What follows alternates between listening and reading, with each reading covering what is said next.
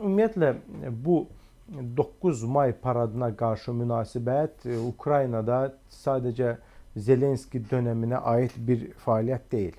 2006-cı ildə, yəni Leonid Kuchma hakimiyyətdən getdikdən sonra ondan yerinə Yushchenko'nun gəlməsi ilə ümumiyyətlə Ukraynada 9 may paradı olsun, müharibə veteranları olsun. Ukraynada çox sayıda müharibə veteranı yaşayırdı.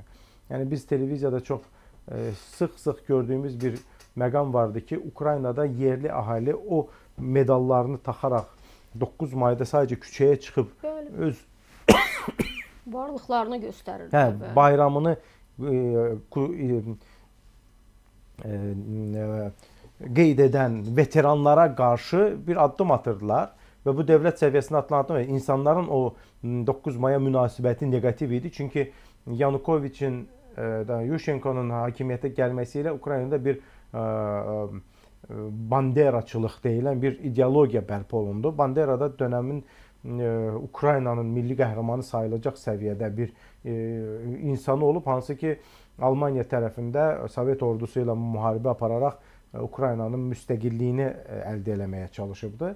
Və o gün bugündür bu ideologiya davam edir. Əlbəttə Rusiya bu ideologiyanı faşizm, milli, ultramilliyyətçilik kimi qiymətləndirsə də Ukrayna tərəfi heç də belə hesab eləmir. Ukrayna üçün bandera, yəni bizim necə Məmməd Əmin Rəsulzadəni qiymətləndirdiyimiz səviyyədə bir milli bir qəhrəman kimi, milli bir şəxsiyyət kimi qiymətləndirilir və onun davamı olaraq Zelenski Yushchenko tərəfindən başladılmış, Poroshenko tərəfindən davam edilmiş siyasəti, yəni Rusiya qarşı olan siyasəti davam edir.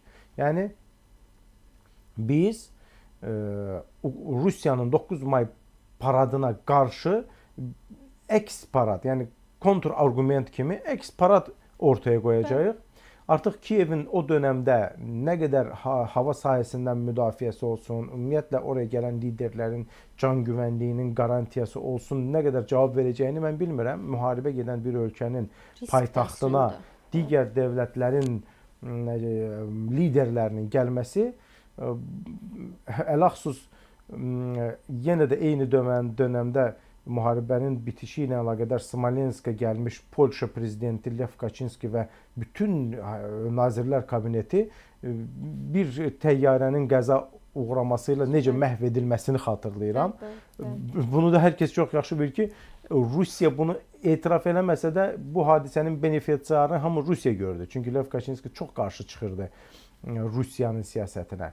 Və sanki Rusiyada belə bir məqam lazımdır ki, müharibə gedən ölkəyə bu və yaxud digər şəkildə gəlmiş liderlərə qarşı belə bir fəaliyyət aparsın və daha sonra da sizin müharibə gedən ölkədə nə işiniz vardı şəklində bir sual versin.